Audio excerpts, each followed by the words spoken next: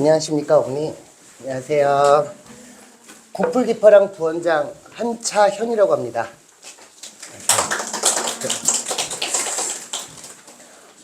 오시느라고 날씨도 추운데 엊그저께 저희 화요일 날 할 때는 또 비가 오고 또 오늘은 또 날씨가 춥고 또 이러네요. 갑자기 항상 따뜻하다가 또 갑자기 이렇게 날씨가 돌변을 하네요. 아이들 어떻게 이번 겨울방학 잘 보냈나요?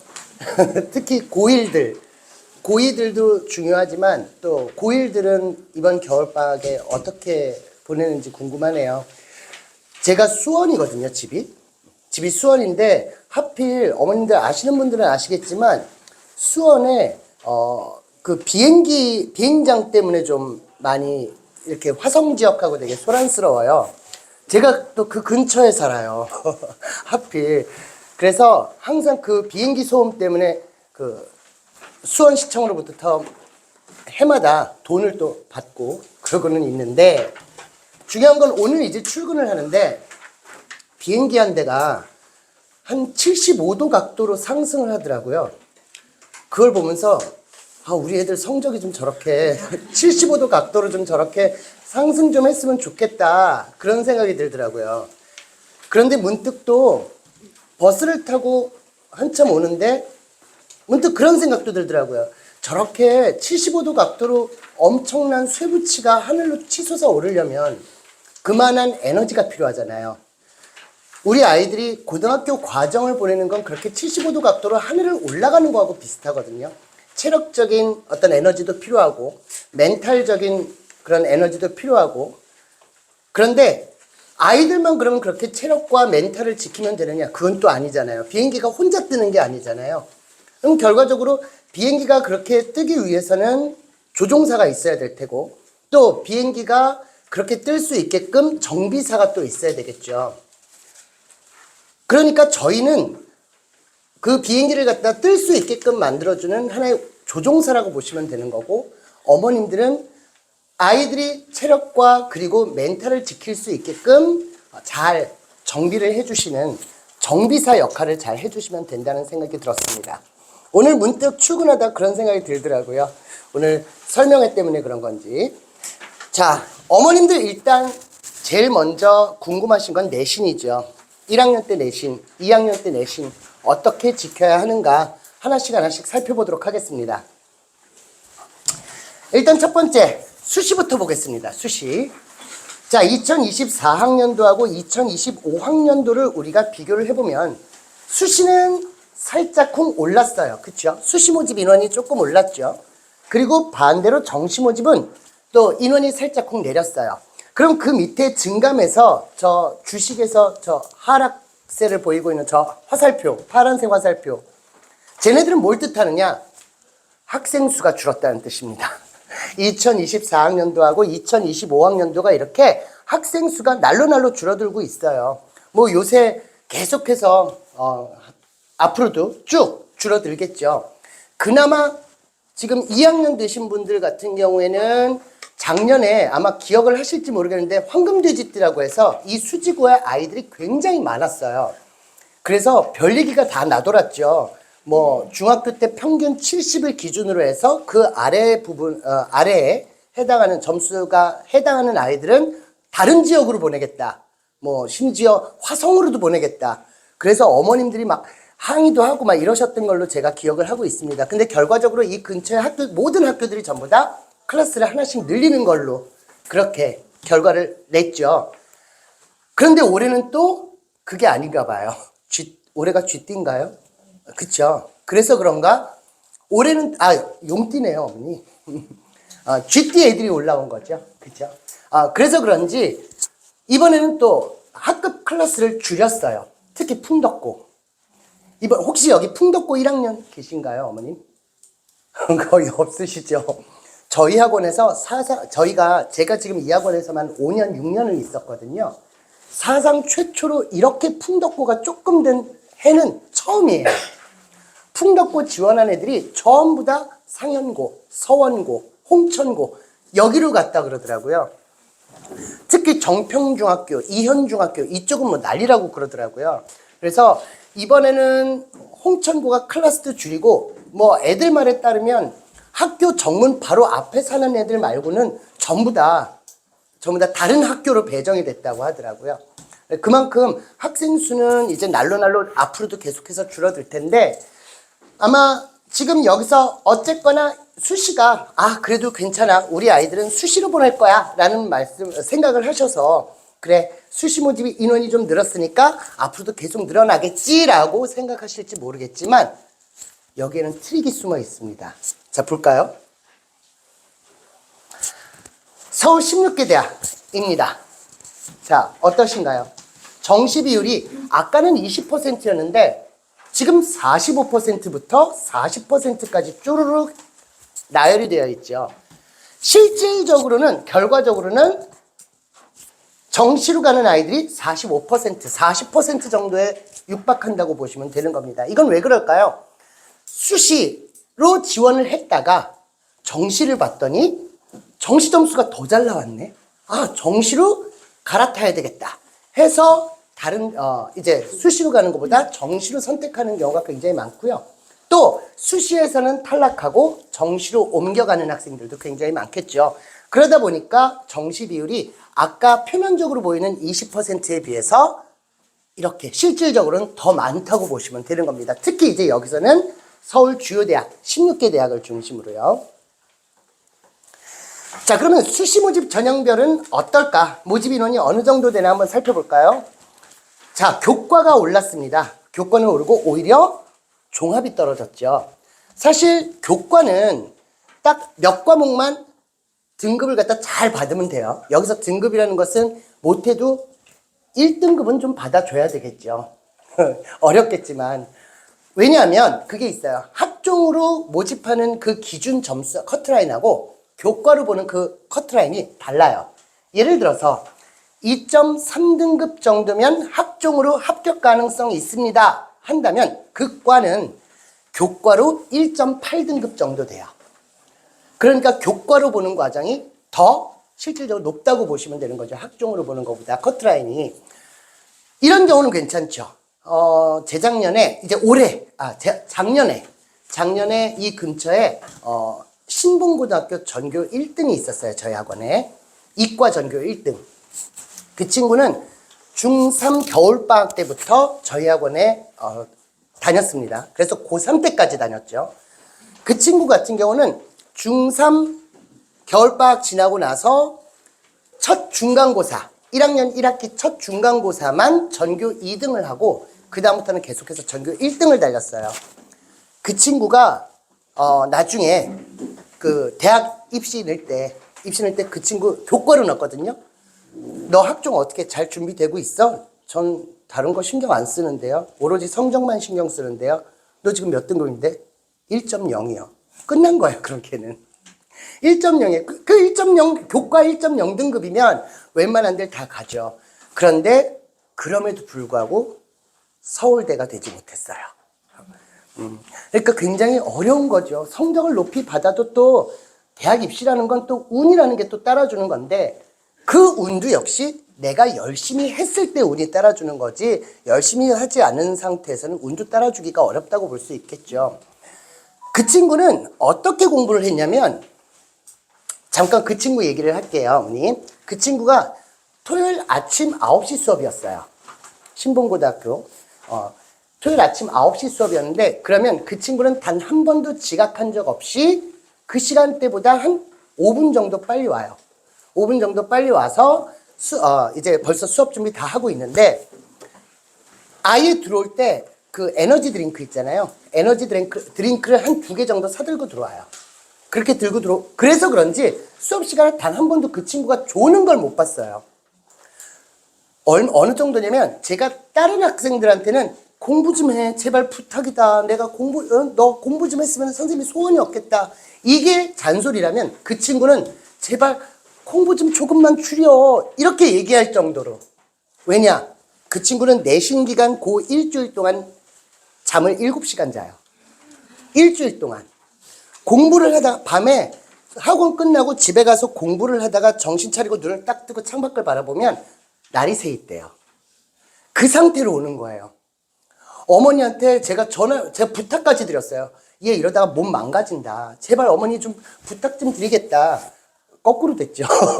거꾸로 됐죠. 그런데 그럼에도 불구하고 어머님도 선생님, 저는 얘가 공부하는 게 너무 싫어요. 라고 말씀을 하시더라고요. 이렇게까지 공부하는 게 너무 싫다고. 근데 그 친구가 게다가 거기다 의대를 또 지원을 해요. 어머님 너무 질색팔색을 하시는 거예요.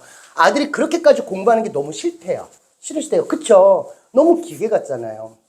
물론 그 친구는 성격이 또 이렇게 그렇다고 막 공부 잘하는 애들이 약간 그런 게 있잖아요. 그런 것도 없어요. 친구들도 많아요. 완전히, 그러니까 엄친남이죠. 뭐. 엄친남이 아니라 엄친아라고 보시면 되죠. 그래서 그 친구가 결국에는 이제 연대 치대를 갔는데 본인 스스로가 견디질 못하는 거예요. 그 정도의 에너지를 쏟는 거예요. 에너지 드링크까지 먹어가면서 에너지를 쏟는다고 보시면 되는데 쉬는 시간에도 다른 애들은 엎어져서 자겠죠. 아침 9시 수업이니까. 그 친구는 수학 풀어요. 쉬는 시간에. 그리고 쉬는 시간 끝났어. 수업하자. 그러면 딱 덮고 다시 국어 펼치고. 정말 안쓰럽기도 하고 대견하기도 하고 대단해 보이기도 하고 그렇죠. 자, 그런데 여기도 마찬가지입니다. 어머니. 지금 학종으로 그래 학종이니까 모든 과목을 전부 다 열심히 해야죠. 학종이면 단위수까지 다 맞춰가면서 다 공부를 열심히 해야 됩니다. 제일 바보 같은 친구들이 이런 친구들이죠. 선생님, 저 이번에 국어 아무래도 2등급 할 것 같아요. 진짜? 와, 야, 완전 너무 잘했다. 근데 한국사는 7등급 나올 것 같아요. 장난해? 이런 거죠. 너 대학 못 가. 이 녀석아, 한국사도 다 해놔야지. 그러니까 애들이 자기네들 나름대로 중요도 순위를 매겨놓은 거예요. 자기들 나름대로 수학 이게 1등이겠죠. 일단 첫 번째는. 그 다음이 뭔지 아세요? 아이들은 과학이에요. 수학, 과학. 그 다음에 국어를 선택할지 영어를 선택할지 이걸 걱정을 하죠. 어머님들은 막 걱정이 많으셔가지고 국어 성적이 잘 나와야 돼. 이제는 국어 점수가 안 나오면 대학을 못 가. 그런데 아니야, 우리 수학학원 선생님이 수학 점수 높으면 대학 갈 수 있다 그랬어. 그건 수학학원 선생님 얘기고 아무리 수리 논술을 해도 정시를 봐야 되기 때문에 최저 등급을 맞춰야 되기 때문에 그래서 국어를 갖다 공부를 해야 되는데 요즘 아이들이 어느 정도로 영악하게 머리를 쓰냐면 수학 과학만 하는 거예요. 내가 재밌으니까. 수학 과학만 열심히 하면 된다. 그런데 아까도 말씀드렸지만 대학 입시라는 건 운도 따라주잖아요. 갑자기 그 해의 수학이 너무너무 엄청나게 어려워지면 어쩔 거냐는 거죠. 2개만 몰두를 하다가 나머지는 다 버리고 2개만 몰두하다가 그 중에 하나만 망가져도 바로 저기 강남 대성으로 가야 되는 상황인 거예요. 그러지 말아라 라고 얘기를 해도 아이들은 안 듣죠. 왜? 공부를 더 많이 해야 되니까. 특히 국어는 성적 오르는 게 만만치가 않죠. 성적 올린다는 게 금방금방 성적이 올랐으면 좋겠는데 국어가 워낙 문학작품도 방대하고 그러다 보니까 그래서 성적 올리는 게 만만치 않아요. 그러니까 아이들이 국어를 갖다 포기하는 아이들도 많죠. 물론 수포자도 많지만 국포자들도 많아요. 자, 여기에도 아까 트릭이 숨어 있다고 말씀을 드렸어요. 왜? 상위권 대학은 종합 비율이 60%니까. 그러니까 결과적으로는 모든 과목을 다 잘해야 된다는 얘기예요. 교과는 국어, 영어, 그 다음에 수학, 탐구, 그리고 한국사 요 정도만 공부를 하면 되는데 대신에 아까 말씀드렸죠? 등급이 종합보다 훨씬 더 높다고.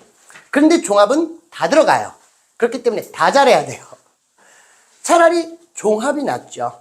왜냐? 솔직히 미술이라든가 음악이라든가 이런 것들 점수 단위가 1단위밖에 안 되니까 굉장히 낮을 거고요. 그리고 나머지 과목들이 있다 하더라도 그렇게 나머지 과목들을 어렵게 내지는 않거든요. 국영수탐 요거 제외하고 한국사까지 요거 제외하고 나머지는 그렇게 어렵게 내지 않기 때문에 기본적으로 수업하고 그 다음에 본인 스스로 그 부분에만 좀 충실하면 분명히 좋은 성적이 나올 수 있단 말이죠. 그런데 아이들은 그걸 이제 빼놓는 거죠. 그러니까 아까 같이 선생님 저 국어는 2등급 했는데 한국사는 7등급 나왔어요. 그러면서 신나요? 이러면 안 된다는 거예요. 종합은 다 점수가 좋아야 된다는 거. 자, 그럼 이번엔 정시 모집을 한번 볼까요? 아까 정시 모집 말씀을 드렸습니다. 언뜻 보이기에는 정시보다 수시가 굉장히 많아 보이지만 그러나 실질적으로 들여다보면 정시 모집도 45%에 육박한다고 아까 말씀을 드렸죠. 주요 학교들을 말씀드리는 거예요, 어머니. 자, 정시는 일단 무조건 수능입니다. 수능이 91.7%. 지금 2025학년도 25학년도도 91.9%죠. 나머지는 그렇게 중요하지 않아요. 수능 점수만 높으면 나머지는 걱정할 필요가 없죠. 1등급 111을 다 찍었다. 전체 다 1 찍었다. 갈 학교가 많아지죠. 그런데 만약에 그 중에서 하나라도 4등급을 받았다. 그러면 거기서부터 이제는 조금 어려워지죠.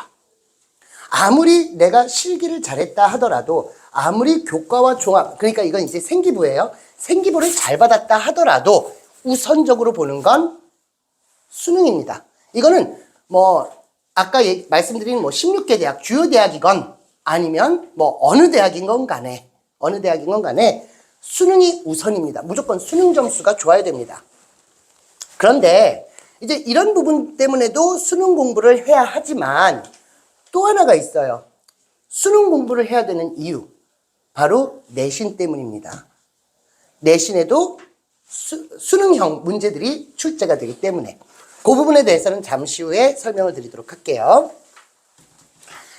자, 이 중에는 아마 예체능계를 준비하시는 어머님들도 계실 수 있어요. 자, 예체능계를 준비하시는 어머님들도 마찬가지입니다. 아무리 예체능을 잘한다 하더라도 일단 기준은 수능입니다. 홍대 같은 경우도 마찬가지죠. 홍대 미대 같은 경우는 거의 수능으로 봐요. 실기 점수가 거의 해당이 안 되죠. 홍대 같은 경우는 실기보다는 수능이 우선이라고 보시면 되겠고요. 대부분이 그래요. 체대도 마찬가지죠. 체대는 이왕 만약에 내 아이가 체대를 원한다. 그러면 체교과를 가야겠죠. 그냥 일반 체대보다는 체교과를 지원하게끔 만드시는 게 좋습니다. 체교과를 가게 되면 일단 국영수 등급 2등급 이상 나와야 되고요. 탐구 점수는 높아야 됩니다. 그러니까 예체능은 일단 우선적으로 탐구입니다. 탐구가 높아야 됩니다. 사탐을 봐도 되고 과탐을 봐도 되고 일단 탐구 점수가 높아야 되고요. 그 다음이 국어, 영어, 수학 이 중에서 얘네들이 전부 다 2등급 이상 나와야 그래야 체교과를 갈 수가 있습니다. 물론 일반 체대 같은 경우는 실기를 너무너무 잘해요. 일반 체대는 실기를 너무너무 잘하는데 거기에 만약에 탐구까지 1등급이다. 그럼 끝났죠. 얘기가. 그런데 이제 체교과는 아무래도 그런 과정이 2등급 이상은 나와야 된다는 거. 그거를 기억을 해 두시면 되겠습니다. 그래서 상위권 대학 요 정도 예체능도 역시 수능이 우선이라는 점 그걸 기억을 해 두시면 되겠습니다. 자, 그러면 본격적으로 우리가 한번 내신에 대해서 한번 살펴보도록 할까요? 여기 이제 고1 되시는 어머니들 계시죠? 혹시 고1 되는 학생 어머님들. 일단 어머님들이 입학상담을 오시면 다 그런 말씀들을 하세요. 우리 아이가 국어는 잘했어요. 국어는 항상 늘 A를 받았어요. 라는 말씀을 하세요. 중학교 때 A등급, 그러니까 90점 때는 총 40%입니다. 총 40%. 그러니까 중학교 때 A가 중요하지 않은 거예요. 40%면요. 지금 고등학교에서는 4등급까지가 40%입니다. 그러니까 중학교 때 A등급을 받았다 하더라도 이 아이가 고등학교 가서 꼭 1등급을 받을 거라는 보장이 없다는 얘기죠. 1등급은 학교당 4%예요. 그러니까 수지고라든가 풍덕고라든가 지금 또 홍천고라든가 서원고라든가 좀 인원수 많은 학교들은 15등에서 17등까지 전교를 말씀을 드리는 겁니다. 반이 아니라 전교 15등에서 17등 정도까지가 바로 1등급이라고 보시면 되고요. 현암고 혹시 계시나요? 현암고 같은 경우는 아시죠? 인원수가 들어올 때와 나갈 때가 다른 거. 현암고는 가면 갈수록 인원수가 줄어드는 학교다 보니까 현암고는 7명 정도가 1등급입니다. 그래서 아이들이 더 힘들어하죠. 현암고는. 현암고는 주로 특목고에서 떨어진 애들이 많이 배정이 돼요. 배정이 되다 보니까 그래서 가운데가 거의 없죠.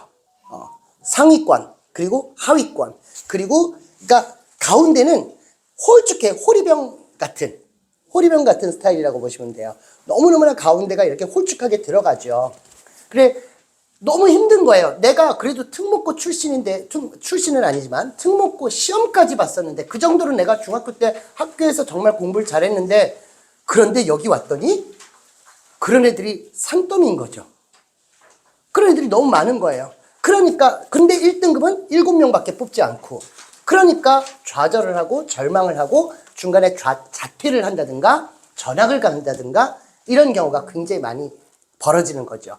올해 현암고 된 친구들도 굉장히 많다고 하더라고요. 그러니까 품덕고 지원했다가 갑자기 품덕고가 특목고가 돼버렸어요.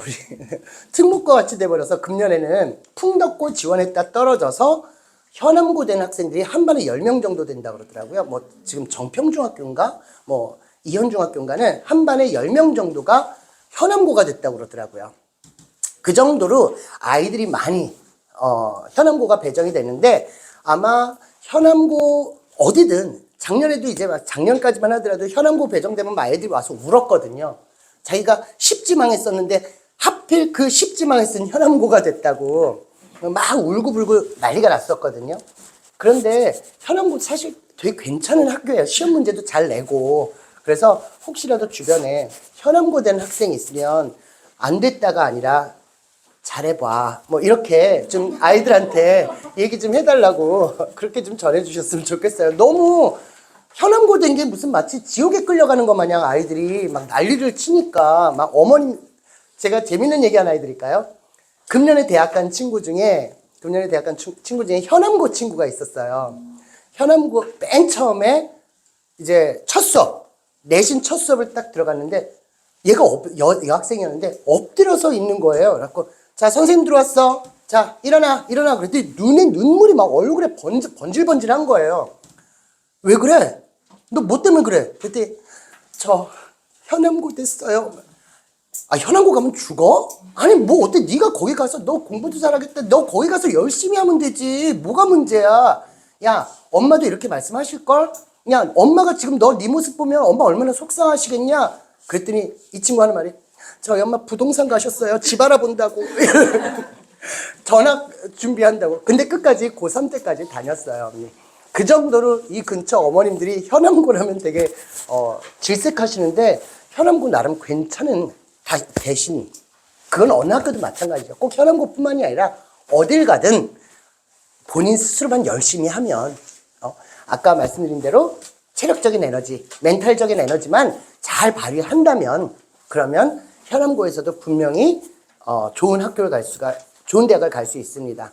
저희 그 재작년에 아까 그 신봉고 그 친구 있을 때 그 같은 학년에 현암고가 15명이 다녔거든요. 저희 학원에 15명 다녔는데 거기에도 현암고 전교 한 1등까지는 아니고 한 4등, 5등짜리 여학생이 하나 있었어요. 공부하는 아이들의 특성이 있어요. 공부를 정말 막 이렇게 성적을 좋게 받는 아이들의 특성.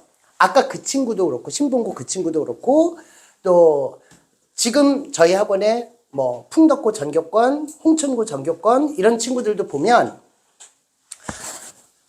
공부를 막 에너지 쏟아가면서 스트레스 받으면서 공부하지 않아요. 그렇게 공부하지 않아요. 어떻게 공부하냐면 그냥 자기 할 거 다 해요.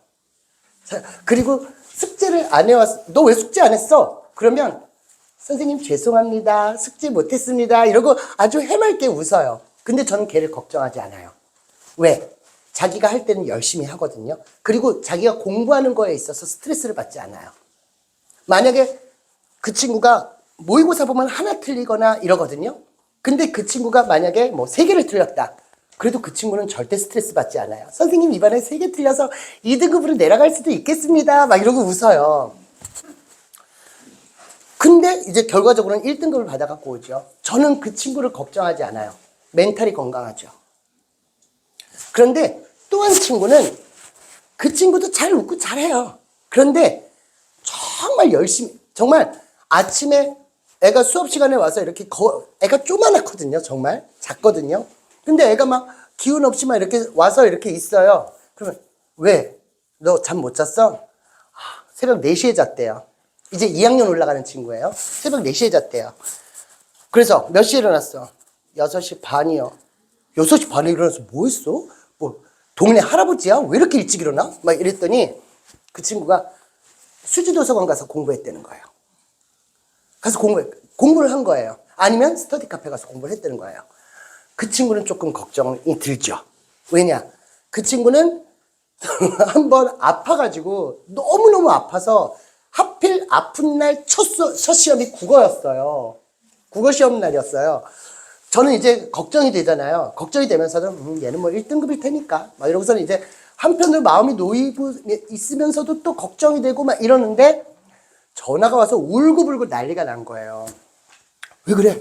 무슨 일이야? 그랬더니 너무 아파서 그 시험을 보는데 집중이 하나도 안 됐다는 거예요. 그래가지고 울고불고 난리가 났는데 저한테 전화 걸어서 울고불고 난리가 나고 그래서 너 지금 어디가? 같은 반에 친구가 있거든요. 걔 만나러 간대요. 걔 붙잡고 엄청나게 울었다고 하더라고요. 이 친구는 조금 걱정이 되죠. 혹여라도 항상 신경이 쓰여요. 왜냐? 자칫 잘못해서 멘탈이 조금 바사삭 할까봐. 그건 좀 걱정이 들죠.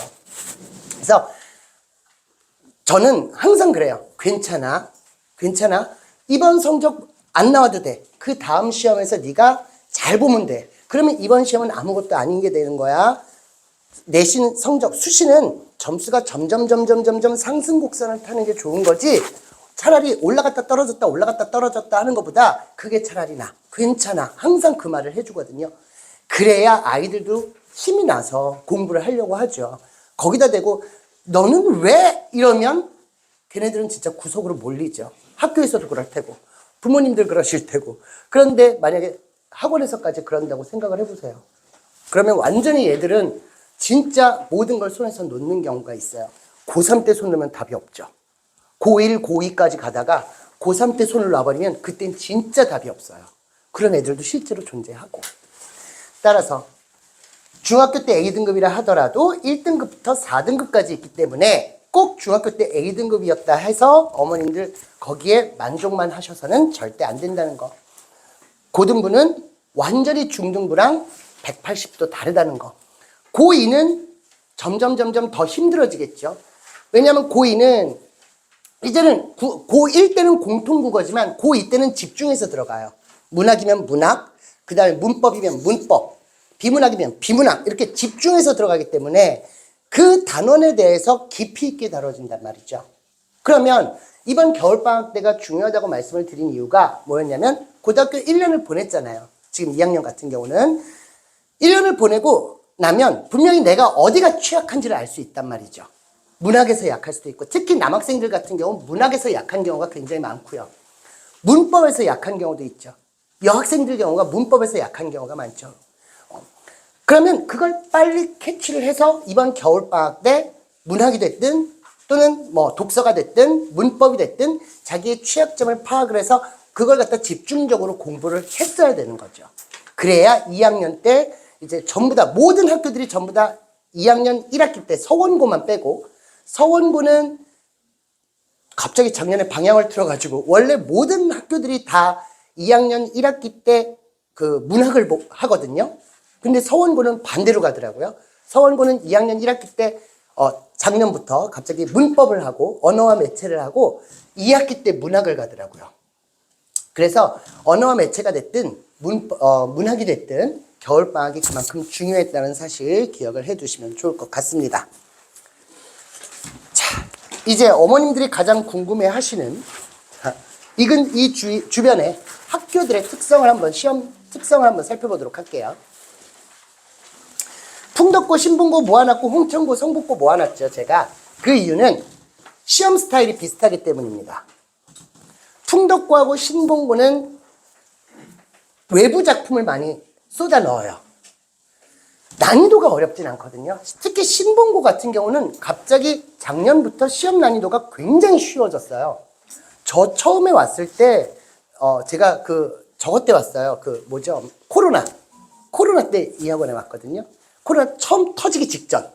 그때 왔었는데 그때 왔을 때만 하더라도 신본고 시험이 어느 정도로 어려웠냐면 이 학교 선생님들은 시험 문제를 낼 줄 모르나? 이런 생각이 드는 거예요. 왜? 그냥 고등학교 1학년 1학기 중간고사 아이들 중학교 졸업하고 올라온 애들한테 고2, 고3 문학작품을 다 갖다 쏟아 넣는 거예요. 그러니 애들 입장에서는 너무나 어렵겠죠. 너무나 힘들고 너무나 어렵죠. 왜냐? 문학은 고3 때까지도 해결이 안 돼요. 왜냐? 계속해서 새로운 작품들이 쏟아져 들어오고 그 새로운 작품들을 계속해서 해석을 할 수 있어야 되는데 이게 만만치가 않죠. 어머님들도 아마 처음 보시는 시 이렇게 딱 드리고 어머니 이게 무슨 내용인지 한번 해석해 보세요. 그러면 어머님들 쉽지 않으실걸요. 그런 걸 갓 졸업하고 중학교 졸업하고 올라온 애들한테 그걸 쏟아 붓는 거예요. 그래서 평균이 전체 국어 평균이 막 45점 막 이랬었어요.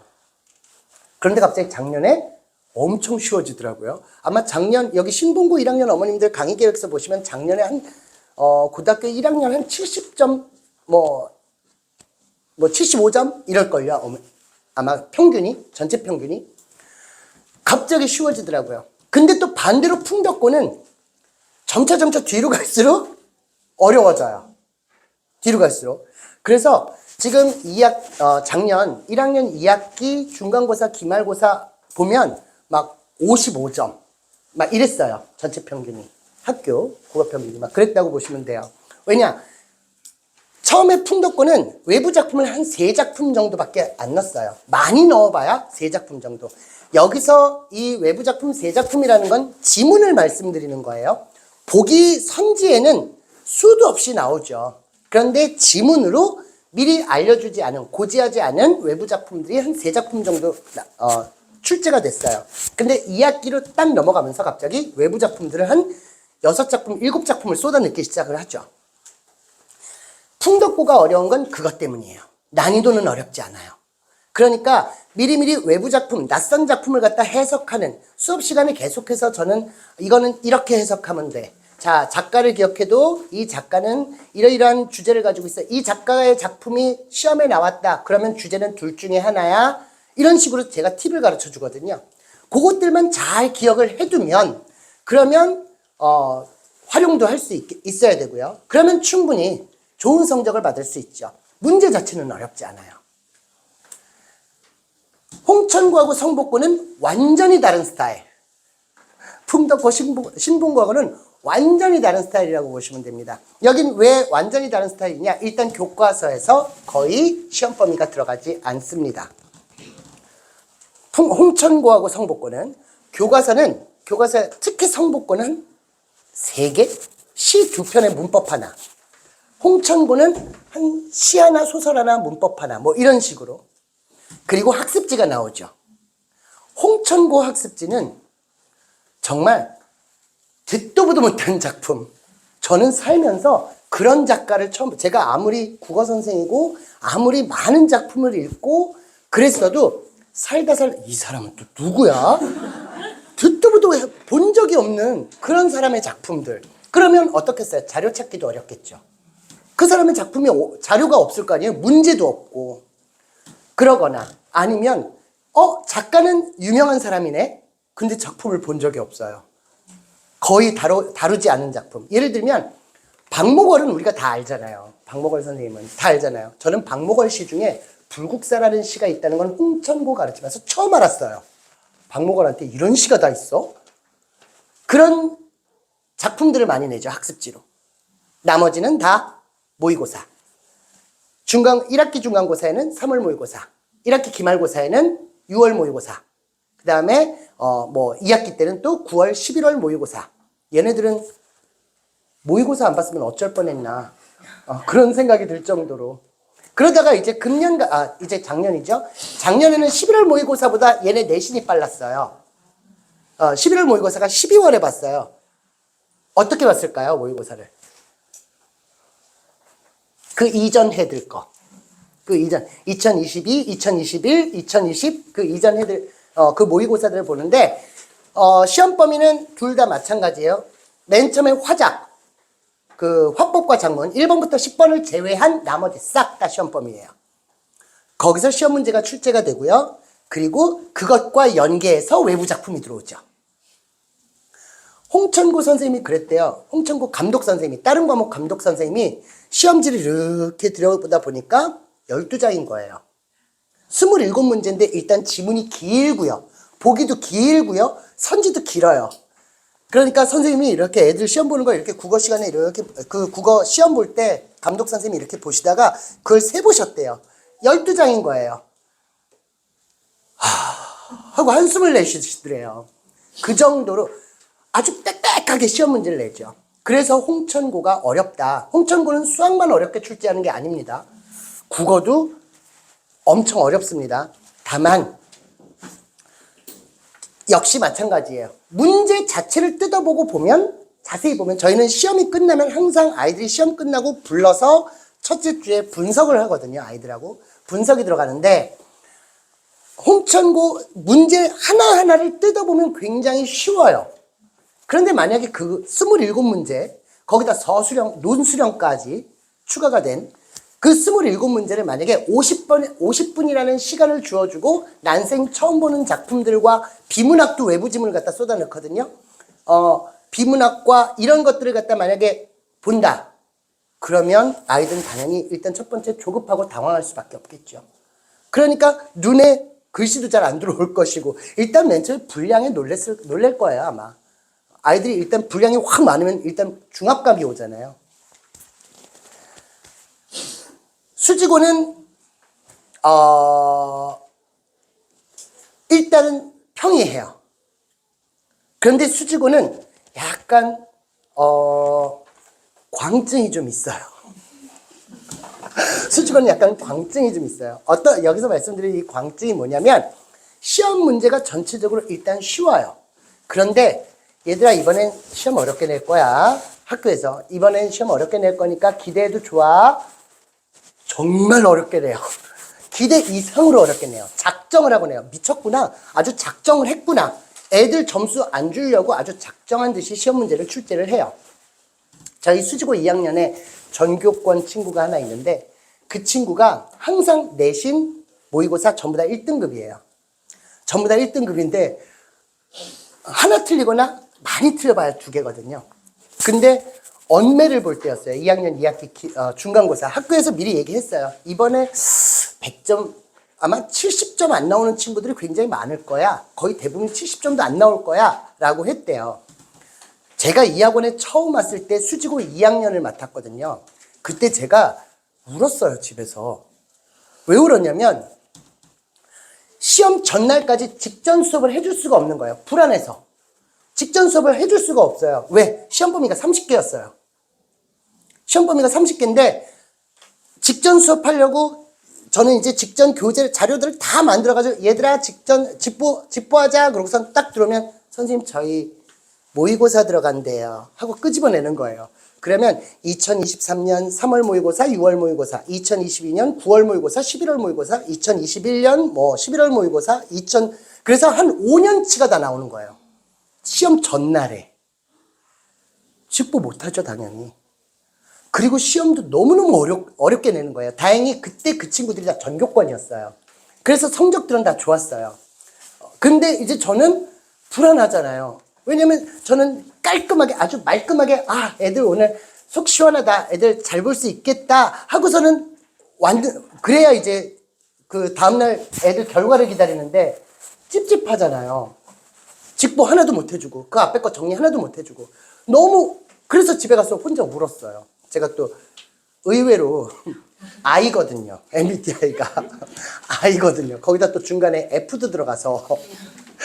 그래서 집에 가서 울었던 기억이 나는데, 작년에 그랬어요.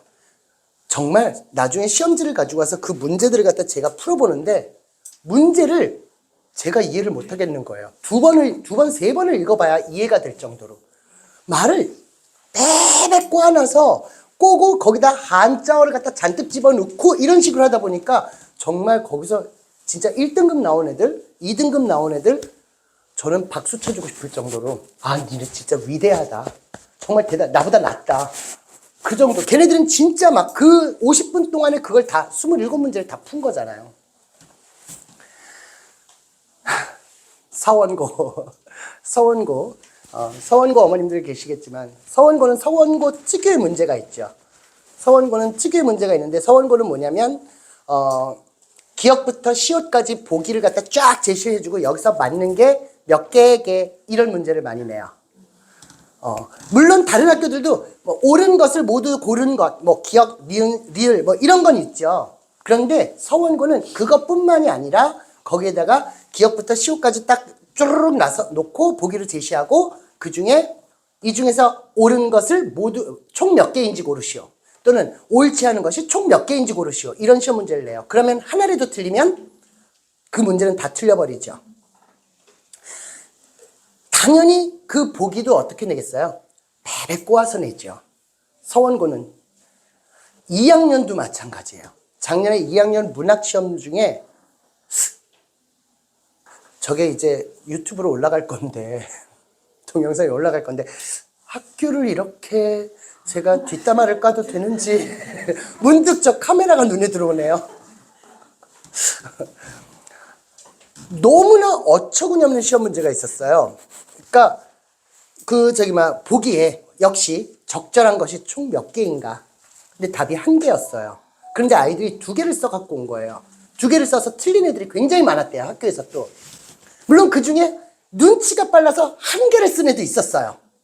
그래서 맞아 갖고 온 애도 있었어요. 그런데 학교에서 대부분이 그 문제에서 2개를 써서 다 틀린 애들이 되게 많았대요. 그 문제가 뭐였냐면, 뭐 예를 들어서 뭐 그들은 봉덕산을 향해서 걸어 올라갔다. 그게 지문이라면 보기에는 그들은 봉덕산을 향해서 걸어 올라갔다. 맞을까요? 틀릴까요? 맞을까요? 틀릴까요? 제가 오죽하면 니네 국어 선생님 잡아오라 그랬어요. 맞을까요? 틀릴까요? 틀렸어요. 왜? 지문에는 그들은 봉덕산을 향해서 걸어 올라갔다. 보기에는 그들은 봉덕사를 향해서 걸어 올라갔다니까. 이런 문제가 나왔더라고요. 너무나 어처구니 없게 그런 문제를 냈더라고요. 물론 학교 선생님이 어찌 보면 쉽게 내려고 한 것 같기는 한데 쉽게 낼 거면 아싸리 쉽게 내든가. 이렇게 치사하게 시험 문제를 내면 안 되죠. 그게 2학년 시험이었어요. 2학년 2학기 중간고사. 그러니까 서원고는 1학년 때부터 2학년 때까지 계속해서 몇 개 고르시오 그 문제의 악몽에서 시달리면서 지내야 될 거예요, 아마. 그거는 가르치는 강사들도 똑같겠죠. 왜냐하면 계속 그게 문제가 꼬이니까. 그래서 저희는 결과적으로 그거 해결하는 방법을 찾아냈어요. 이따 말씀드릴게요. 상현고, 죽전고는 일단 전체적으로 이 지역에서 가장 쉽습니다. 외부 작품 거의 없고요. 외부 작품 거의 안 내고요. 많이 내봐야 한 작품? 이번엔 좀 어렵게 낼 거야. 그럼 2작품. 이 정도. 그런데 외부 작품도 완전히 생뚱맞은 곳에서 내는 게 아니라 다른 학교 출판사.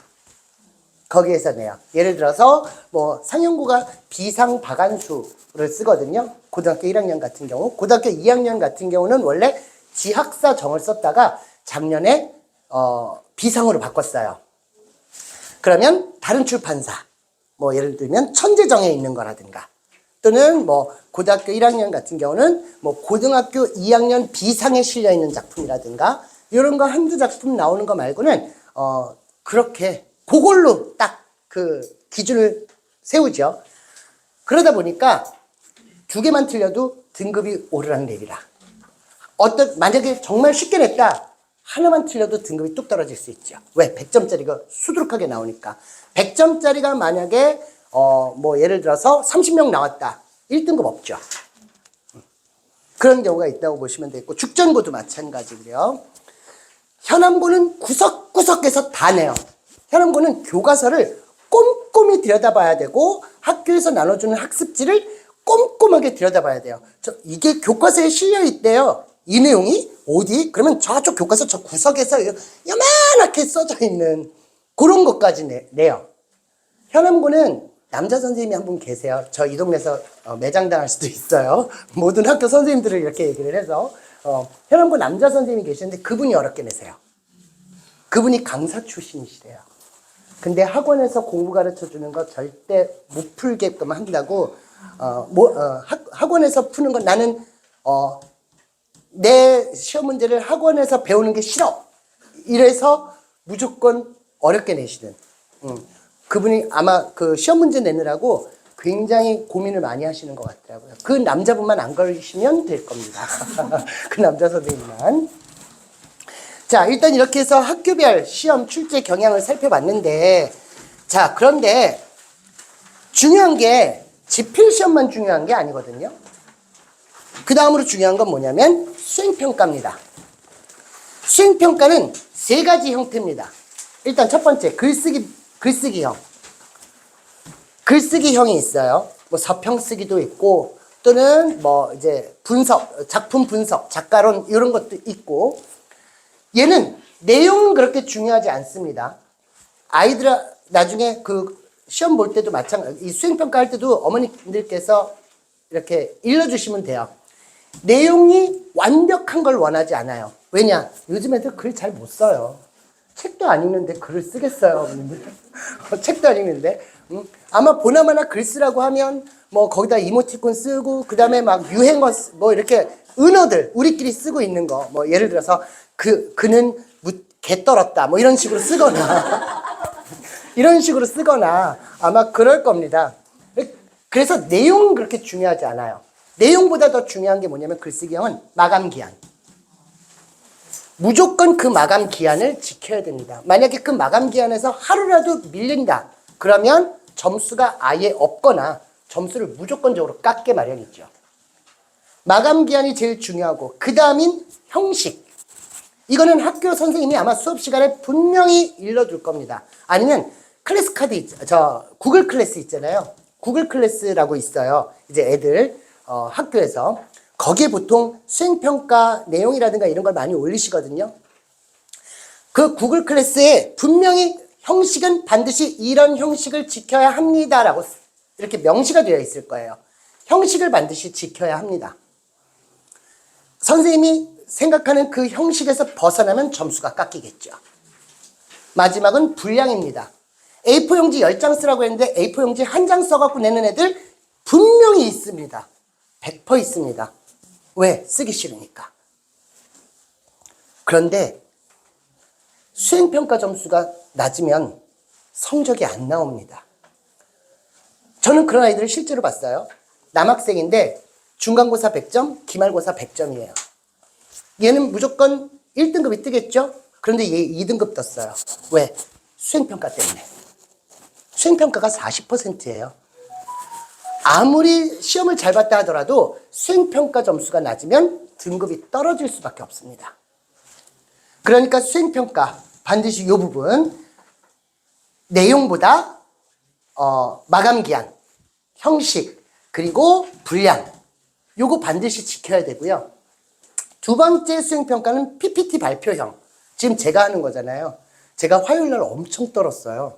화요일날 엄청 떨어가지고 혀가 막 꼬이더라고요. 혀가 막 꼬여서 발음도 잘 안 나오고. 아까도 말씀드렸지만 제가 또 아이거든요. 저 애들이랑 학생들하고 굉장히 친하게 잘 지내거든요. 학생들하고 굉장히 친하게 잘 지내는데 새로운 친구는 낯가려요. 새로운 친구는 제가 낯을 가립니다. 그래서 더 물어보고 싶어도 이렇게 자세하게 못 물어보고 뭐 이렇게 아이와 그날 이제 뭐 수업 어땠어? 하고 물어볼 수 있는 거잖아요. 그게 너무 부끄러운 거예요. 그러니까 나중에 어머님한테 전화해서 어땠다고 하든가요? 이러고 애한테 직접적으로 물어보면 애가 뭐 대놓고 앞에서 뭐 선생님 수업 거지 같았어요 라고 얘기하진 않을 거 아니에요. 그러니까 또 그런 말을 하면 또 저는 상처받을 거고. 그래서 이제 이 발표형은 이 성향을 가진 애들이 잘하겠죠. I 성향도 잘하긴 하겠지만 이제 극I. 이제 선생님 수업할 때 고개도 못 드는 친구들. 이런 친구들은 조금 힘들죠. 마지막은 문제풀이형이 나옵니다. 작년 같은 경우 예를 들면 학교에서 시험지가 나와요. 학습지로. 그 학습지가 수행평가입니다. 거기에는 문제풀이가 있어요. 그거를 문제를 답 안 알려줘요. 그럼 이제 학원에서 하거든요. 아이들이 수업 시간에 이제 제가 설명을 해줘요. 시험 기간에. 요거 수행평가 들어간대요. 그러면 이제 시험 기간에 그걸 갖다 하루 날 잡아서 그 부분을 막 해줘요. 그렇게 해서 답을 알려주거든요. 그러면 이제 그거 가지고 학교에서 시험을 보는 거예요. 그럼 이제 그걸로 시험을 보고 점수를 잘 받고.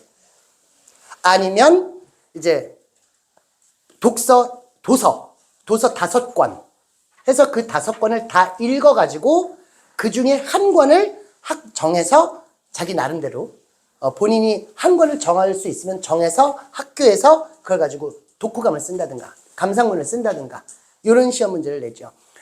이런 수행평가를. 그래서 중학교 때는 집에서 해와라 이게 많잖아요. 중학교 때는. 근데 고등학교 때는 집에서 해와라가 거의 없어요. 그냥 자료를 던져주고 이거 학교에서 어느 날 갑자기 시험 볼 거야 이거예요. 아니면 학교에서 이거 가지고 뭐 이렇게 글쓰기를 할 거야 이런 경우가 많죠. 자료가 필요하면 학원에서 저희는 자료를 계속해서 제공을 합니다. 그런데 학교에서 만약에 글쓰기를 한다거나 문제풀이형을 하면 저희가 학교를 찾아가서 그걸 도와줄 수는 없죠. 2학년 때도 마찬가지. 2학년도 역시 굉장히 많이 그런 식의 똑같은, 고등학교는 아예 1학년이건 2학년이건 똑같이 요 세 가지 형태로 수행평가를 본다고 생각하시면 되겠습니다. 자, 그러면 내신 대비를 어떻게 준비해야 될까? 상위권과 중하위권으로 한번 나눠봤습니다. 상위권은 일단 본인 스스로한테 취약한 부분이 어딘지를 제일 먼저 찾아야 돼요. 아까도 말씀드렸다시피 문학을 굉장히 잘하는데 문법이 약한 친구가 있을 수 있고 문법을 굉장히 잘하는데 문학이 약한 친구들이 있을 수 있습니다. 특히 남학생들이 문학이 엄청나게 약해요. 문학이 어느 정도로 약하냐면 자기 멋대로 상상의 날개를 펼쳐요. 수업 시간에. 막 이렇게 저는 수업 시간에 아이들한테 하나하나 시켜요. 작품을 읽었으면 자, 무슨 내용이니? 자, 해석해봐. 모르겠어요. 아니. 틀려도 돼. 괜찮아. 자, 한 행씩 한번 해석해보자. 그러면서 한 행을 읽어주고 그 부분이 무슨 내용인지 해석해봐. 1년을 읽어주고 이 부분이 무슨 내용인지 해석해봐. 이러고 자꾸 시키거든요. 그러면 정말 가관이에요. 그냥 예를 들어서 정지용의 비다. 진짜 그냥 비가 오기 직전부터 비가 내린 후까지의 과정을 갖다 묘사하신데 자, 무슨 내용인 것 같아? 이거는 뭔가 위에서 떨어지는 그 비니까 뭔가 포탄, 총알, 뭐 그러니까 전쟁에 관련된 얘기인 것 같아요. 이게 전쟁이라는 얘기가 어딨어? 이 빗방울 떨어지는 게 포탄 아니에요? 총알 아니에요? 왜? 비유와 상징이라니까 무조건 갖다가 비유하고 무조건적으로 상징을 갖다 붙이는 거예요. 그러니까 완전히 벗어나죠. 수업 시간 항상 애들한테 그 얘기를 하거든요. 대한민국 교육은 말이다. 너희들의 상상력이나 너희들의 창의력을 원하지 않아. 그냥 지문을 읽고 이 지문을 갖다 제대로 분석했느냐 안 했느냐 이것만 하면 돼. 니네가 거기다 창의력을 발휘하는 그 순간부터 이 답은 멀어지는 거야. 라고 얘기를 수업 시간에 계속 하거든요. 근데 이게 남학생들은 여학생들보다 좀 단순한 터라 여학생들은 그렇게 가르쳐주면 다 깊이 있게 탁탁탁 맞춰서 잘하는데 남학생들이 이게 어려워요. 2학년 때 이제 1학기가 전부 다 문학인데 문학 하다 보면 정말 아이들 가지각색이에요. 해석하는 거 보면. 그래서 일단 내가 어느 갈래가 가장 취약한지 그 취약점을 갖다가 명확하게 판단하고 그 부분을 집중적으로 공부할 수가 있어야 되고요. 반드시 암기만 해서는 안 됩니다. 어떤 선생님들은 국어도 암기 과목이잖아 이렇게 말씀하시는 선생님들도 있는데 국어는 절대 암기 과목이 아니죠. 국어는 이해를 하지 못하면 암기조차도 안 됩니다. 우리가 수학도 그렇잖아요. 수학을 공식만 외운다고 해서 암기한다고 해서 뭐 수학을 잘하는 게 아니잖아요. 그런 식으로 따지면 저는 수학 진짜 엄청나게 수학자 됐을걸요. 수학과 갔을걸요. 그런데 그게 아니잖아요. 국어도 마찬가지예요.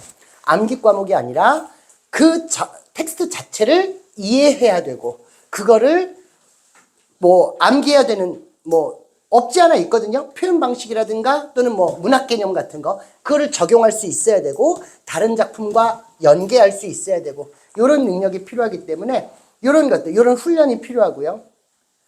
잘하는 친구들, 상위권 친구들은 실수만 없으면 되죠. 옳지 않은 거 고르랬는데 옳은 걸 고른다거나 옳은 거 고르라고 했는데 옳지 않은 거 고른다거나 이런 실수만 좀 줄여도 등급은 상위 등급을 갖다 유지할 수 있겠죠. 마지막으로 아까 말씀드린 대로 지필 시험을 아무리 100점을 받아도 수행평가 점수가 깎이면 당연히 등급이 깎인다는 점. 중하위권 친구들은 시험 보고 나면 애들이 뭐 하나요? 놀러 가죠. 시험이 끝나는 날 아이들은 집에도 오지 않습니다. 학교는 분명히 끝났는데 밥을 먹는지 뭐 하는지 학원에서도 전화하잖아요. 전화 안 받아요. 왜? 오라고 할까 봐. 그냥 핸드폰을 꺼놔요. 전화 안 받죠. 엄포를 놓고 무조건 와야 돼. 별짓을 다 했어요. 오면 아이스크림 사줄게. 오면 뭐 이번 주 뭐 언제 수업 빼줄게. 막 이런 식으로 별짓을 다 해가지고 애드 클래스 빼줄게. 막 이런 식으로 해가지고 애들을 꼬시는데 정말 안 와요. 시험이 끝나면 무조건 자기가 본 시험지를 분석할 수 있어야 합니다. 이 학원 이전에 있었던 학원에서 서울대 간 여학생이 하나 있어요. 서울대 간 여학생이 하나 있는데 그 학생은 시험이 끝나는 날 남들은 아무도 학원에 오지 않을 때 그 친구는 그때 학원은 종합학원이거든요. 대형학원. 모든 시험지를 차곡차곡 해서 학원으로 와요. 그리고 자습실에서 그걸 다시 풀어요. 그리고 안 풀리는 문제는 교무실로 오죠. 엘리베이터를 타고 교무실로 와서 그 담당 과목 선생님들한테 질문을 해요. 그리고 노트에다가 모든 걸 정리를 해요. 그게 그 친구는 그 내신 시험이 끝나는 날의 마무리입니다. 서울대 갔어요. 교과서, 학습지, 기출문제 이런 것들은 반드시 3번 이상 읽고 그리고 문제 유형을 파악해야 합니다. 같은 문제라도 다른 유형으로 시험 문제를 출제하기 때문에 그래서 문제 유형, 요 문제는 이런 식으로 문제를 출제하는구나. 이런 문제는 또 이런 식으로 출제를 하는구나. 이런 것들을 파악할 수 있어야 되고요. 아까 뭐 똑같이 취약한 단원을 찾아서 기초, 심화, 기출문제 요 순서대로 문제들을 풀어보고 그리고 그 문제들을 분석하고 요 과정이 필요합니다.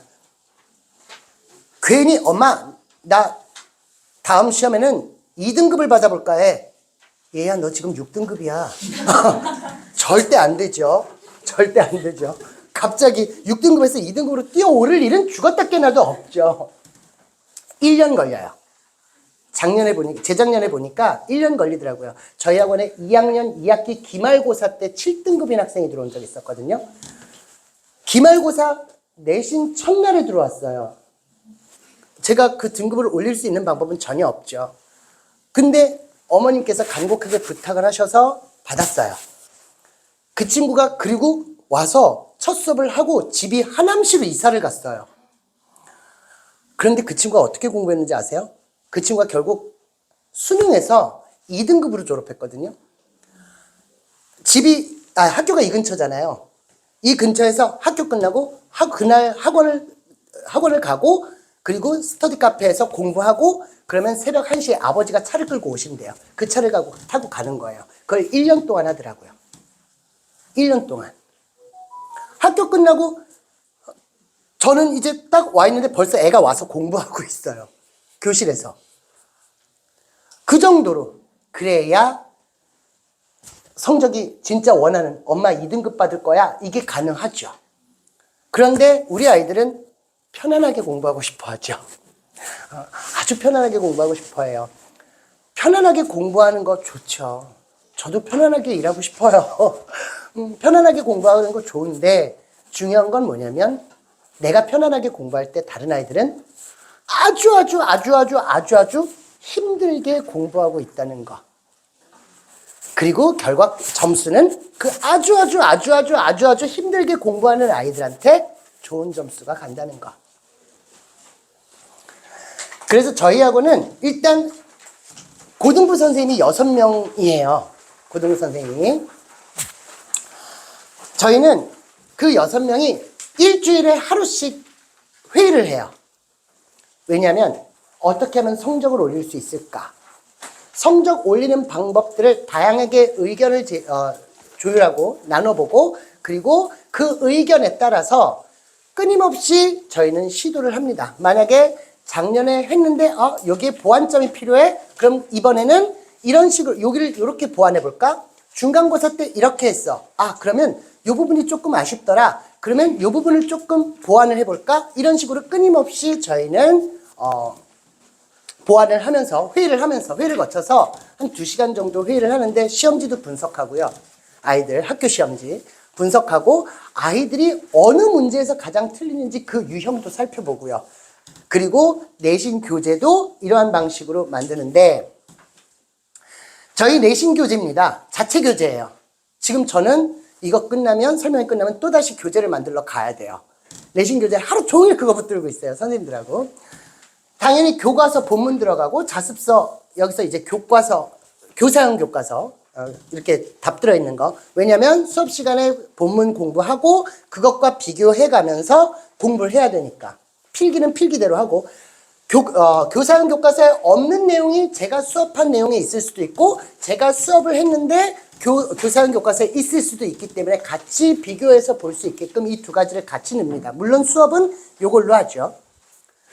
그리고 연계된 외부 작품, 아까 풍덕고 신봉고 뿐만이 아니라 모든 학교들이 외부 작품은 기본적으로 들어가는 거니까 연계된 외부 작품을 갖다 추가를 합니다.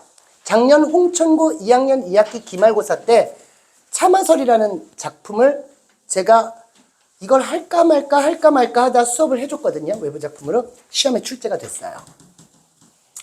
제가 설명하는 게 수업 시간에 다뤄지는 게 모두 출제가 되는 건 아니에요. 하지만 그런 식으로 하다 보면 요거는 왠지 나올 것 같아 라고 해서 추가를 하다 보면 저희 6명 선생님들이 같이 머리를 맞대고 그렇게 하다 보면 아무래도 확률은 더 높아지겠죠. 전완근이 뭔지 아세요, 어머님들? 이겁니다, 여기. 갑자기 왜 국어 시간에 전완근 훈련이냐? 지금 저희 학원에 다니고 있는 풍덕고, 서원고 2학년 어머님들은 아마 잘 아실 겁니다. 작년에 제가 가르쳤던 친구들은. 본문을 5개를 주어줍니다. 시가 됐든 또는 특히 고전문학. 그대로 본문. 이거 그대로 베껴 쓰는 거예요. 수업 시간에 다룬 거를 수업 시간에 설명한 것을 그대로 현대어로 해석해야 하고요. 그리고 필기한 걸 그대로 옮겨 적어야 하고요. 이거를 5번씩 쓰게끔 합니다. 얘는 그래도 괜찮아요. 짧죠? 훈민정음은. 이제 죽어나는 건 서원고 1학년하고 신분고 1학년하고 풍덕고 1학년이죠. 왜? 걔네 2학기 중간고사 때 관동별곡이 들어가요. 관동별곡이 총 6페이지 반이거든요. 그 6페이지 반이 다 한자예요. 이걸 암기하지 못하면 시험을 못 봐요. 그래서 이걸 5번씩 써와 하고서는 숙제를 내줬어요. 그래서 서원고 지금 3학년 학생들이 붙인 이름이에요. 전완근 훈련. 이 전완근 훈련이라는 건 지금 서원고 3학년 학생들이. 왜냐하면 팔뚝을 보여주더라고요, 저한테. 선생님, 원래 제가 이 팔뚝이 절반이었어요.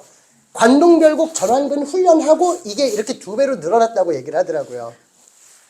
본문을 다 외워야, 그래야 기본이죠. 본문을 다 외워야 시험을 볼 수 있는 거죠. 고전문학은.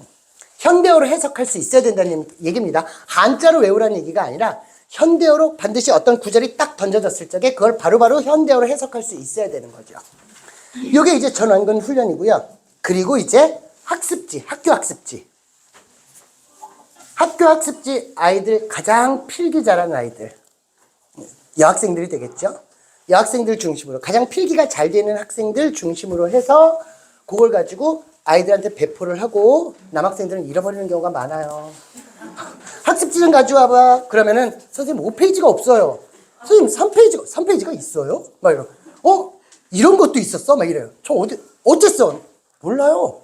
이런 경우가 많거든요. 그러니까 대부분 여학생들한테 빌리죠.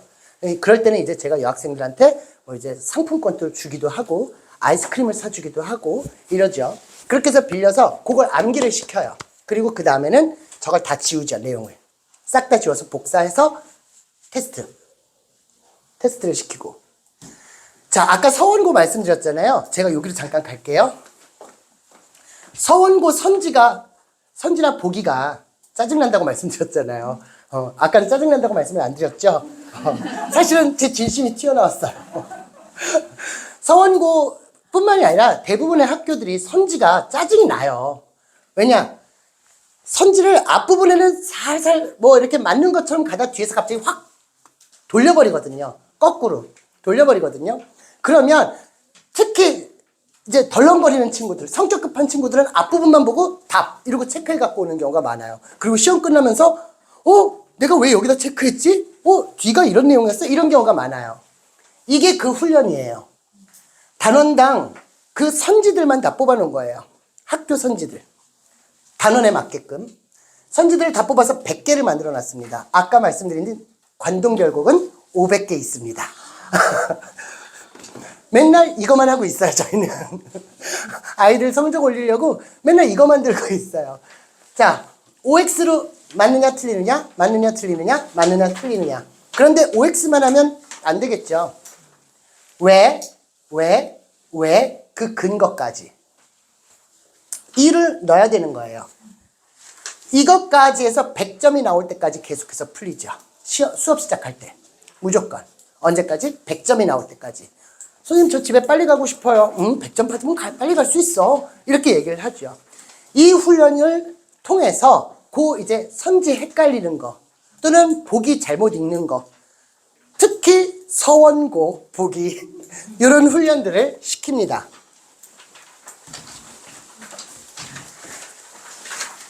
그 다음에 있는 게 이 에드클래스입니다. 이 에드클래스는 어떠한 학원에도 없고 어떠한 국풀 기파랑에도 없습니다. 저희만 있습니다. 저희가 개발한 겁니다. 저희 고등부 선생님들 6명이 중등부도 이 에드클래스를 하거든요. 일주일에 한 번을 더 오는 거예요. 본 수업 말고 와서 중등부든 고등부든 무조건 한 번 더 와서 이걸 하는데 소위 클리닉이라고 하죠. 클리닉은 그런데 왜 클리닉이라고 하지 않고 에드클래스라고 했냐면 클리닉에 어울리지 않아요. 클리닉은 보통 성적이 부족한 이렇게 단원을 이해 못하는 경우 그걸 설명을 한다든가 아니면은 숙제 안 해온 애들 숙제를 시킨다거나 아니면은 테스트 통과 못한 애들 남겨서 테스트 통과할 때까지 남긴다거나 이게 클리닉이죠. 저희는 그게 아니라 수업이 한 차례 더 있다고 보시면 됩니다. 단순히 모의고사만 풀리고 싶지 않았어요. 애들 불러다 놓고 모의고사 80분 딱 줘주고 모의고사 풀어. 그리고 분석지 써. 그리고 보내는 게 너무너무나 뭐랄까요? 성의 없어 보인달까요? 성의 없어 보이고 또 뭔가 아쉬운. 그래서 저희 이제 그 고등부 선생님 6명이서 모여가지고 나 이거 좀 바꾸고 싶다. 이거를 좀 아이들한테 도움이 되는 거, 아이들 성적 향상에 도움이 되게끔 만들고 싶다 해서 만들어낸 게 이겁니다. 요건 지금 현재 비내신 기간에 어휘, 그리고 지문 분석, 그리고 실전 문제. 실전 문제는 서술형, 그 다음에 선택형 전부 다. 그렇게 해서 2시간에서 2시간 반 정도 하고 갈 수 있게끔. 총 주간지예요. 그래서 올 때마다 회차가 달라요. 그런데 이나마도 또 안 오려고 하는 애들이 되게 많다는 거. 집에서 하고 싶어가지고. 근데 집에서 저희가 막 강제적으로 부르거든요. 와라. 에드클래스 담당 선생님이 전화를 해요. 그러면 이제 이런 핑계 대고 저런 핑계 대고 막 이러면서 이제 자료만 주세요. 집에 가서 해올게요. 이런 경우들도 많거든요. 그런데 또 반면에 꼬박꼬박 와서 이거 다 마무리하고 저희가 이제 만약에 학생들이 첫 수업을 하면 학생, 학부모님, 담임선생님, 저, 원장님 이렇게 해서 단톡방이 묶여요. 거기로 이제 관리가 들어가거든요. 그래서 숙제 관리도 거기로 하고 어머님들이 애가 에드클래스를 갔다고 하는데 거기서 뭘 하는지 전혀 모르겠어요. 이러면 안 되잖아요. 그러니까 요걸 다 하고 나면 여기 이제 문제까지 다 풀고 분석지까지 다 마무리를 짓고 나면 모르는 거 이제 에드클래스 담당 선생님한테 질문하고요. 그것까지 다 하고 나면 사진을 다 찍죠. 그래서 단톡방에 탁 올리는 거예요. 그럼 어머님들도 확인이 가능하신 거죠. 요게 이제 그런 여러 가지 유형들을 가지고 문제를 풀게끔 하고 그 다음에 분석할 수 있는 그런 훈련을 시킨다고 보시면 되겠고, 직전 수업 때는 학습활동, 학습활동에서 시험 문제 많이 나오거든요. 학습활동, 학습지, 또 전완근 훈련 그대로 베껴 쓰는. 근데 그냥 베껴 쓰는 게 아니라 테스트용이죠. 얼마만큼 얘를 갖다 완벽하게 기억하고 있는가. 그리고 다양한 유형의 문제, 마지막 기출문제까지, 전년도, 전전년도 기출문제까지 해서 아이들 전부 다 마무리 지어서 그렇게 해서 보냅니다. 뭐 2시에 와서 10시에 갈 때도 있고요. 뭐 만약에 뭐 첫날이다, 시험 첫날이다 그러면 6시에 와서 9시에 가기도 하고, 다른 과목들도 있어요. 뭐 국어, 물리, 2학년 되면 이제 국어랑 물리랑 같이 있는 경우가 되게 많아요. 그러면 그만큼 국어 1학년 때와는 다르게 국어를 할 수 있는 투자하는 시간이, 직전 수업 때 투자할 수 있는 시간이 줄어들어요. 1학년 때는 한 과목씩 보죠. 하루에 한 과목씩. 2학년 되면 2과목, 3과목을 보거든요. 그렇기 때문에 국어를 직보 때는 그만큼 시간 투자하는 게 줄어들어요. 거기다 물리라든가 화학이라든가 뭐 이런 한지라든가 한국지리 이런 거랑 같이 봐버리면, 선택이니까 같이 봐버리면 아이들이 그것도 해야 되니까, 또 과학학원에서도 부르니까 그 조율해서 시간을 갖다가 맞추는 거죠. 가장 좋은 학원이란, 저는 일단 첫 번째가 최고의 강사진이라고 생각을 합니다. 저는 이 부분에 있어서 굉장히 어머님들께 자신 있게 말씀을 드릴 수 있는 게, 저희 고등부 선생님들은 단 한 명도 면접을 통해서 들어오신 분이 없습니다. 제가 다 주워왔습니다. 어떻게 주워왔냐면, 제가 1년 동안 제가 계획을 세웠어요. 독수리 오형제를 만들어야지. 20년 됐거든요. 제가 학원 생활한 지. 목동에서도 있었고, 뭐 서초동에서도 있었고, 대형학원에서도 있었고, 그랬었는데 쭉 다니면서 검증된 선생님들, 나 이 사람은 꼭 나중에 같이 일하고 싶다. 나중에 내가 학원 차리면, 원장이 되면 난 이 사람은 꼭 스카우트 해가야지. 이런 사람들을 점 찍어놨었어요. 그리고 지난 작년 1년 동안 그 사람들을 찾아다녔어요. 다 찾아다녔어요. 그래서 술도 사주고요.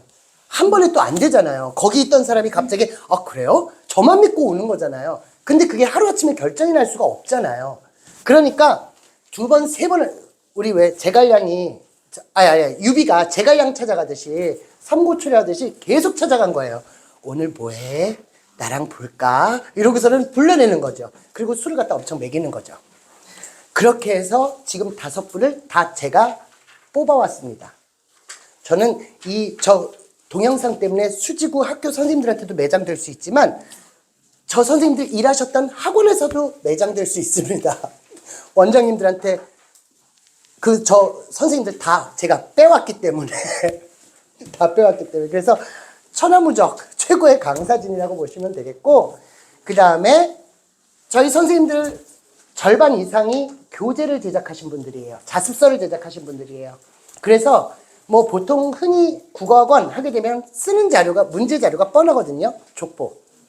족보닷컴 아니면 나무아카데미, 그게 다인데, 저희는 저희 선생님들이 일단 블랙라벨이라는 책을 제작을 하셨어요.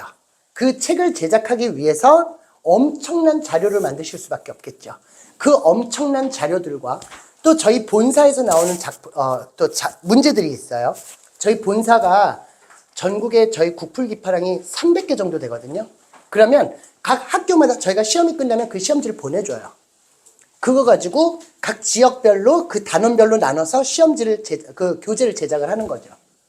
그러니까 덜어내도 저희는 자료가 굉장히 많은 거예요. 그리고 이제 아까 말씀드린 대로 저희는 뭐 이제 학교의 특성에 맞게 이제 선지 아이들이 틀리지 않게끔 OX 문제를 100개 이상 만든다거나, 아니면은 좀 아까 말씀드린 에드클래스라든가 이런 것들을 저희들이 끊임없이 연구해서 상위권, 중위권, 하위권 이렇게 나누어서 이 친구들은 이런 방식으로 하고 이런 친구들은 이런 식으로 접근해야겠구나 라고 저희가 끊임없이 연구해서 이런 시스템을 만들어내는 거죠. 그리고 학부모님들과 계속해서 정기적으로 상담하고, 또 학생들과도 이야기 나누고, 아이들이 별얘기 다 해요. 어머님들한테 말씀 안 하죠? 안 드리죠? 오면 여자친구랑 헤어진 거, 남자친구랑 헤어진 거 다 와서 얘기해요. 막 선생님 저 막 수업 시간에 애가 우울해서 왜 그래? 저 남자친구랑 헤어졌어요. 얼마나 만났는데? 되게 오랫동안 사귀었어요. 얼마나? 63일이요. 막 이러거든요. 그런 얘기 다 하거든요. 막 누구랑 누가 바람나서 뭐 헤어졌다 만났다 막 별 얘기 다 하거든요.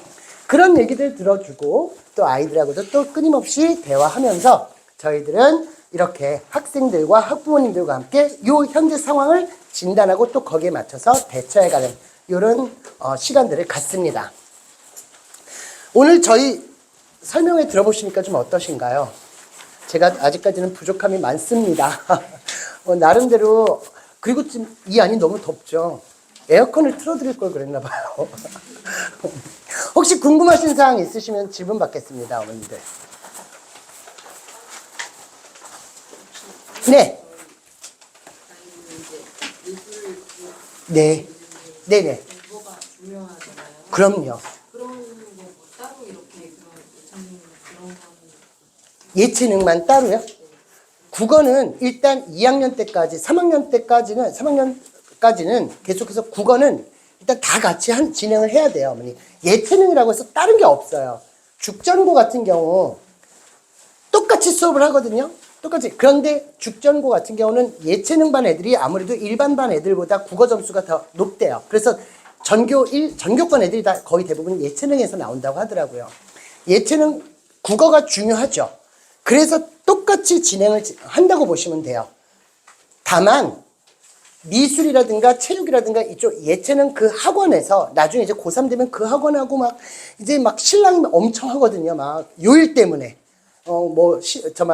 미술학원에서 뭐 월요일부터 금요일까지 무조건 와야 된다. 뭐 일요일 몇 시까지 와야 된다. 이러면 이제 저희들하고 엄청나게 막 이거 조율하느라고 난리거든요. 그러니까 그런 부분들 제외하고는 똑같이 진행된다고 보시면 되겠고, 어디에도 뭐 예체능, 이과, 문과 이거에 따라서 진행되지 않아요. 국어는 그냥 공통적으로. 그거는 이제 수학이라든가 이제 그런 부분들에서 이제 좀 달라지고, 탐구 부분 그런 부분에서 좀 달라지는 거죠.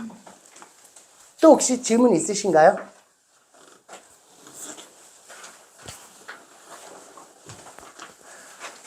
질문 없으신가요?